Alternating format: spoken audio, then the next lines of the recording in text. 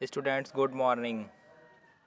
Class ninth में maths के second chapter exponents of real number में अभी एक वीडियो मैंने प्रोवाइड कराया है। क्वेश्चन था एक वो। अब एक सेकेंड अदर क्वेश्चन भी लेते हैं और इसको देखने की सीरीज लगा। देखिए, हर क्वेश्चन का सबसे पहले तो बात ये समझ लेना है कि आपकी क्लास नाइन्थ का exponents of real number second chapter का क्वेश्चन है। तो मैं ये कहना चाहता हूँ कि चाहे आप हज़ारों क्वेश्चन देख लीजिए, हर क्वेश्चंस का एक अपना प्लान होता है, पहले वो समझना होगा। जैसे यहाँ पर देख रहे हैं क्वेश्चन का फॉर्म कैसा है। विद इन ब्रैकेट ये पी बाई क्यू फॉर्म है। न्यूमिनेटर भी एक्सपोनेंट है, डिनोमिनेटर भी एंड एक्सटर्नल पावर आप देख रहे हैं ए एंड बी है, तो A square plus A B plus B square. जिस तरीके से पहला पार्ट है उसी तरीके से दूसरा पार्ट है, और मल्टीप्लाई आगे स्पेस नहीं था तो मैंने यहाँ थर्ड पार्ट लिख दिया है। इन तीनों का मल्टीप्लाई हो रहा है, ध्यान दीजिएगा। यहाँ पर विद इन ब्रैकेट फिर पावर, फिर विद इन ब्रैकेट फिर पावर, फिर विद इन ब्रैकेट फिर पावर। तो तीन पार्ट हैं और तीनों पार्टों का मल्टीप्लिकेशन हमें क्या प्रूफ करना है, 1 होगा। तो अब इस क्वेश्चन को लगाने के लिए हम तीनों पार्ट्स को नहीं सॉल्व करेंगे, क्योंकि आप ध्यान से देखें ए और बी है तो यहाँ पर भी ए बी से रिलेटेड, बी एंड सी है तो बी सी, सी एंड ए है तो सी। मतलब कि अगर पहले पार्ट को हम सिंप्लीफाई कर लें तो उसी पैटर्न पर हम सेकंड की वैल्यू और थर्ड की वैल्यू को लिख सकते हैं। तो इसीलिए इसको कहते हैं similar. First part, second part, third part तीनों ही सिमिलर हैं, क्योंकि तीनों का पैटर्न सेम है। यहाँ पर देखिए ए एंड बी है तो A square plus A B plus B square. अब इसी पैटर्न को ये फॉलो कर रहे हैं। यहाँ पर बी है सी है तो B square plus B C plus C square. Same pattern पे ये है। तो जब तीनों पार्ट सेम पैटर्न पे हैं तो इसलिए केवल फर्स्ट पार्ट को हम सिंप्लीफाई करेंगे और उसी के बेसिस पर हम सेकंड और थर्ड की वैल्यू को लिख देंगे। और ऐसा मैथ में होता है कि सेम पैटर्न पर अगर वर्क करना पड़े तो उसको मत कीजिए, सिमिलरली करके आप लिख दीजिए। तो अब फर्स्ट पार्ट पर ही हमारा फोकस होगा, क्योंकि अब जो भी रिजल्ट आएगा वो ए और बी में आएगा। पावर ए एंड बी दिख रही है तो यहाँ पर बी और सी हो जाएगा, यहाँ पर सी और ए हो जाएगा लिखते समय। अब यहाँ पर ये फर्स्ट पार्ट पर हमारा पूरा ध्यान होगा कि फर्स्ट पार्ट को हम कैसे सिंप्लीफाई करेंगे। अगर हम विद इन ब्रैकेट देखें तो वो कौन सा फॉर्म है, पी बाई क्यू फॉर्म है, यानी ऊपर भी एक्सपोनेंट है नीचे भी एक्सपोनेंट है। तो सबसे पहले तो आपको विद इन ब्रैकेट सॉल्व करना चाहिए, यहीं से प्लान स्टार्ट होता है। हमारा फोकस किस पर है, फर्स्ट पार्ट पर है। तो फर्स्ट पार्ट में विद इन ब्रैकेट, जिसको हम बेस कह रहे हैं टोटल, क्योंकि ये पावर एक्सटर्नल अलग है। तो अगर हम विद इन ब्रैकेट की बात करें, ये देखिए मैं यहाँ पर लाइन ड्रा कर देता हूँ और अब हम क्वेश्चंस को सॉल्व करने की ओर आगे बढ़ते हैं। तो x to the power a, केवल मैं बेस की बात कर रहा हूँ, x to the power b, यानी विद इन ब्रैकेट की बातें कर रहा हूँ, अभी मैं उसको नहीं लिख रहा हूँ। अगर हम केवल इतने की ही बात करें तो x to the power a upon x to the power b, ये तो साफ साफ क्या है, ये डिवीज़न है। और कैसा डिवीज़न, एक्सपोनेंट्स का डिवीज़न है, क्योंकि ऊपर का पोर्शन एक्सपोनेंट है और नीचे का पोर्शन भी एक्सपोनेंट्स है। और जब दो एक्सपोनेंट्स और साथ में एक खास बात और देखने को मिल रही है, क्या कि इसका बेस x है, इसका भी बेस x है। तो आपको एक्सपोनेंट्स के लॉ यानी प्रॉपर्टी यानी कंडीशंस पर ध्यान देना चाहिए कि अगर सेम बेस के एक्सपोनेंट्स हैं तो उनके मल्टीप्लिकेशन का भी रूल है, उनके डिवीज़न का भी रूल है। एडिशन सब्ट्रैक्शन का रूल नहीं था। डिवीज़न का क्या रूल था, आपने पढ़ा था, इसकी वैल्यू क्या हो जाती है, सेम बेस पर दोनों का डिफरेंस हो जाता है, मीन्स a माइनस बी हो जाता है। तो छोटी सी बात समझनी होगी कि ये जो विद इन ब्रैकेट लिखा हुआ है क्वांटिटी, इसकी वैल्यू क्या होगी, तो उसकी वैल्यू ये होगी। अभी तो मैंने ब्रैकेट के अंदर वाली बात की है, ऊपर तो कुछ एक्सटर्नल पावर है, उसका कुछ करना नहीं। लेकिन अब देखिए इसी के आगे, अब अगर हम बात फर्स्ट पार्ट की करें तो x to the power a upon x to the power b, then whole upon क्या है, a square plus A B और प्लस बी स्क्वायर, ये चीज़ है। तो अब बताइए, अभी अभी इक्वल, अब हम इसकी वैल्यू लिखने जा रहे हैं, तो अभी अभी हमने विद इन ब्रैकेट की वैल्यू क्या आएगी वो देखा। तो अगर हम इसकी वैल्यू को यहाँ पुट करके लिखें तो x to the power a minus B and then whole to the power क्या है वो आप देख रहे हैं, ये है, क्या है, a square plus A B और प्लस बी स्क्वायर। थोड़ा ध्यान दीजिएगा। तो ये चीज़ देखिए, फर्स्ट पार्ट की वैल्यू। अब यहाँ फिर देखिए कंडीशन ऑटोमेटिक जनरेट होती रहती है।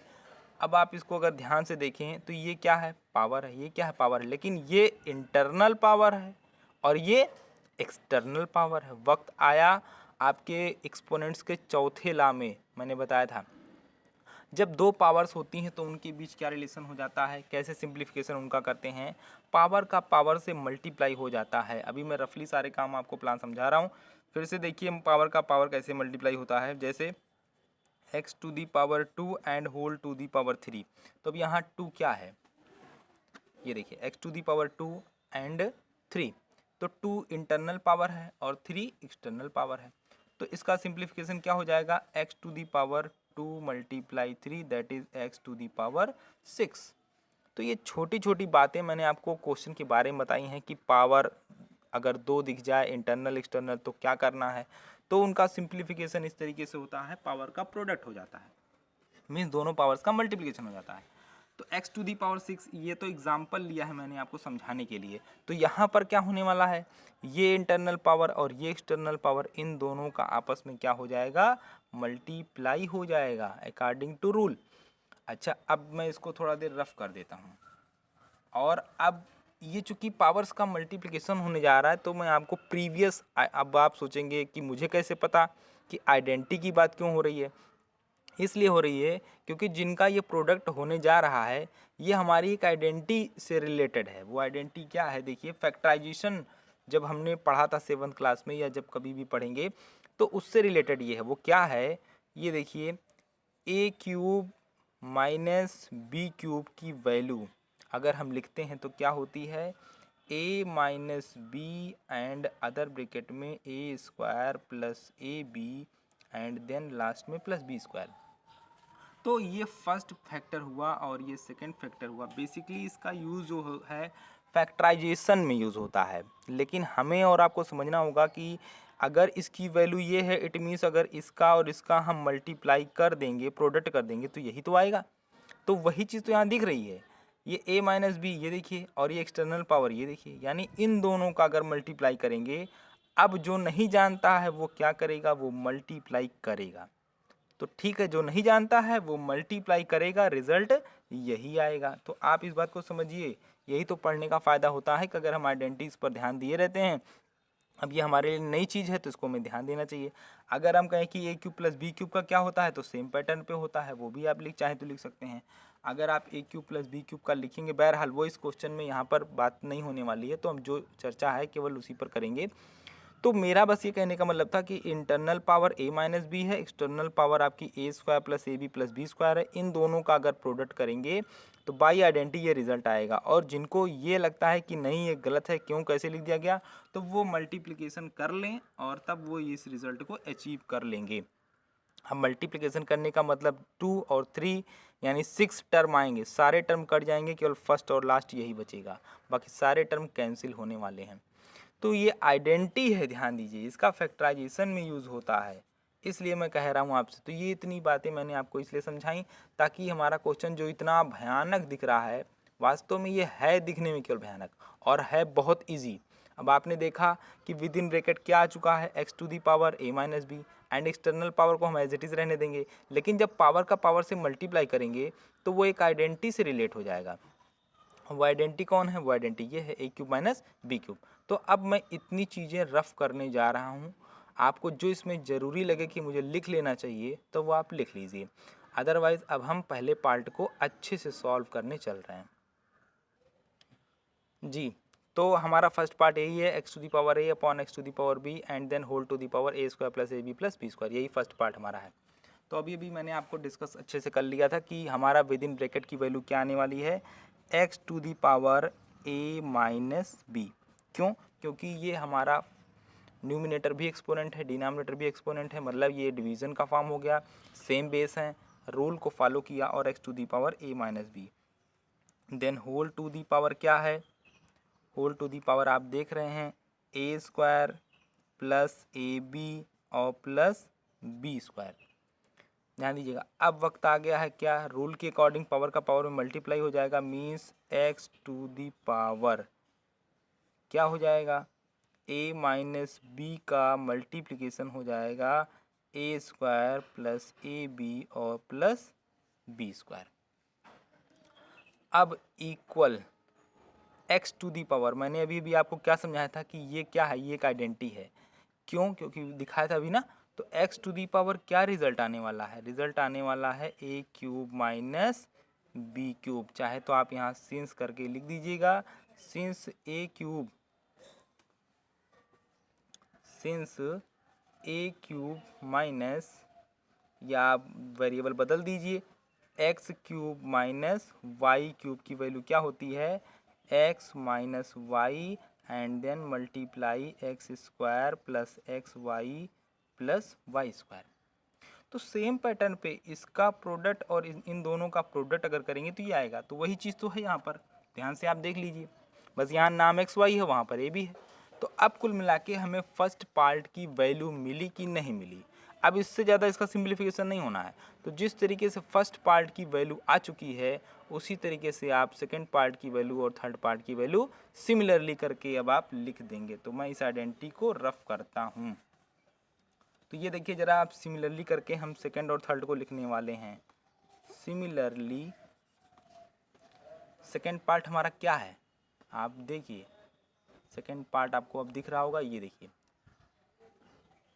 X to the power B upon x to the power C, then whole to the power क्या है? होल टू दी पावर क्या है?